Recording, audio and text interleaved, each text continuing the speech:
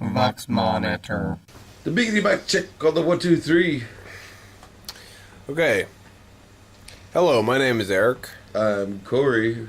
Welcome to Vox Monitor, the podcast review podcast. Where we review podcasts, and today we review the Mep Report. Yes, it's a podcast by, I believe, 3 gentlemen. The Mep Report is a lively, spirited, discussion-driven podcast on a variety of subjects. Unpredictable, unrehearsed, and off the cuff.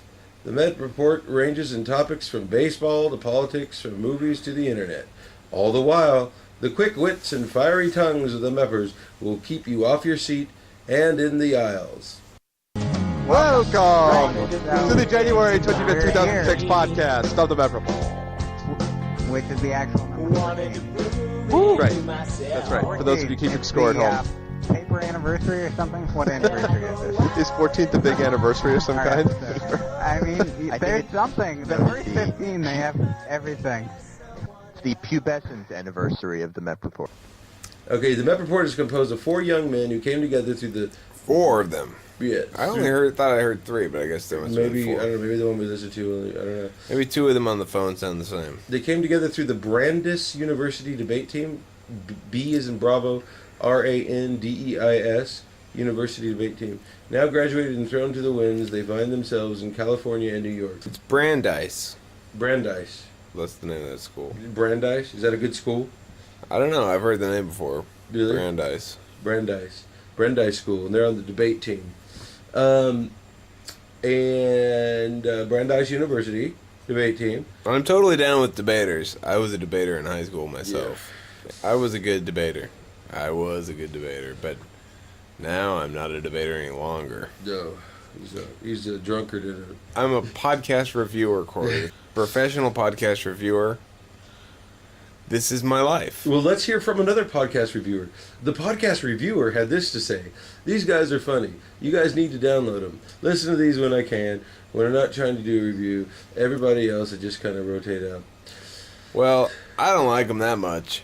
I thought they were funny. They had some good spots. The logic in the movie is it says that, since quantum mechanics means that a butterfly flapping its wings in China affects weather patterns in North America, then the consequence of that argument in the movie is, and therefore if you think good thoughts, you'll be able to, levitate and be a cool person or something like that. They just say, well, if one thing can cause other things, then you can cause anything, and meaning you're Superman or something. For sure. Which is fine for a What does any of this have to do with quantum mechanics?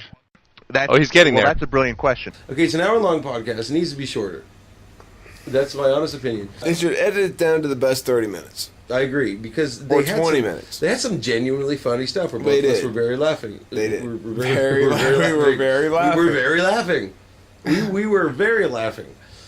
On the episode that we listened to, they were talking about some seminar the guy went to based on the movie What the Bleep Do We Know? So, long story short, I went to the, Hilton, a few blocks from here on La Cienega, and there was a conference of very odd-looking, obviously seekers, people who did not feel comfortable where they were in life. They needed some answers that hadn't been fulfilled, which is fine.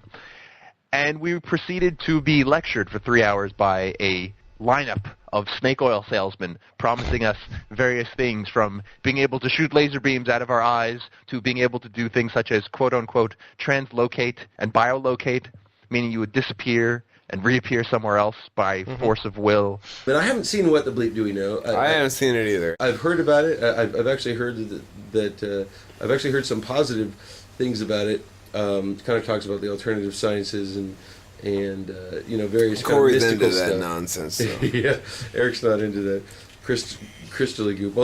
But anyway, they're very smart. A couple of them seem a little bit more smart than other of them.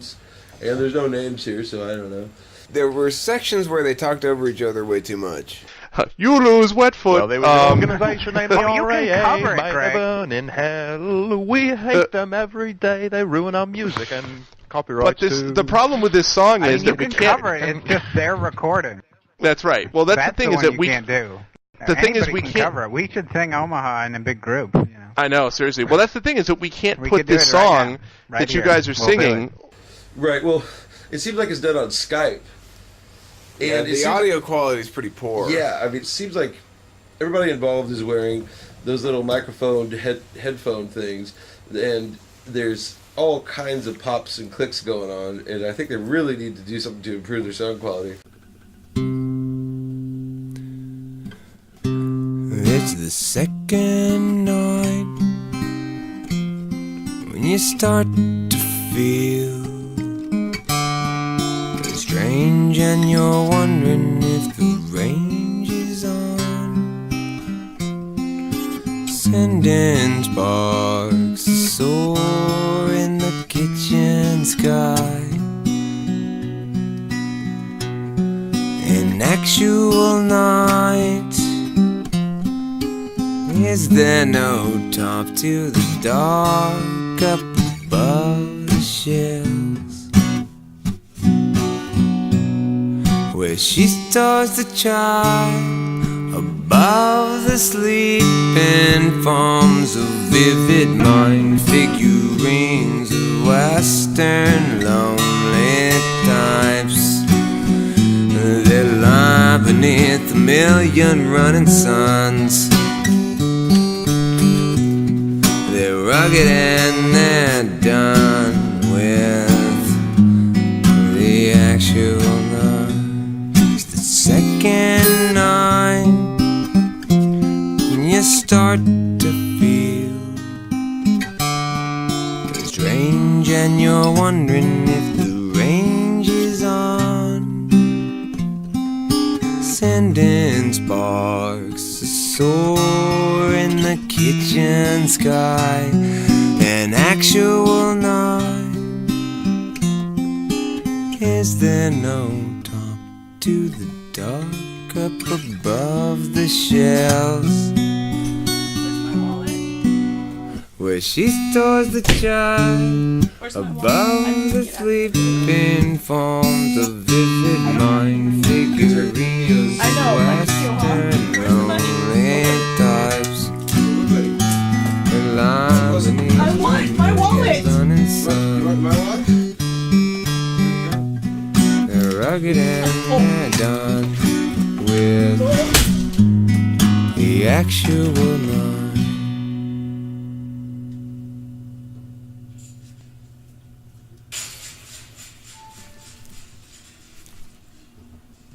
The occasional good and entertaining parts are not enough to make me want to expend the time and energy to listen to it regularly. Yeah, I agree. And they seem to be pretty active. They seem to be interested in getting a lot of these shows out. I'd make them shorter. They obviously spend no time editing this stuff. They just Right. It's just like a recorded Skype conversation for an hour long, and they edit it. And they don't edit it. Edit it. Yeah, edit it. Yeah, edit it. Say edit it. Say edit it too. Yeah. I mean, we didn't make it through the whole hour. We made it through about 45 minutes of it. And I think we pretty much got the gist of it. I think these guys could make a really good show if they just focus more. And I mean, It the whole reminds thing me is a bit of that other show that we listened to that was really long. What was it called? With the three guys joking in Texas. But that show was a little bit better than this Chicken one. Fried Radio. Not Chicken Fried Radio. It's called Switched On Show. Switched On Show, that's what it's called. Is that those kids? No, they're grown-ups. Switched On Show. Really? That's what it's called. I'll play you the review one of these days. Play me Switched On Bach too. Who do you get a chance? That old Moog album you got, Switched On Bach. I love that old music. Yeah. Okay, so I guess that's about it for the show, yeah? Numerical score. A numerical score. I want to give it a numerical score of 3. I'm also going to give it a numerical score of 3. Wow. We're in agreement today. Look at that. Our first whole number score. No, Word Nerds was 5. Oh, that's right. Our second whole number score. Thanks. Remember, whole numbers are fractions. We'll try to have less vodka in this next time we record. Vox Monitor. Idiot Vox.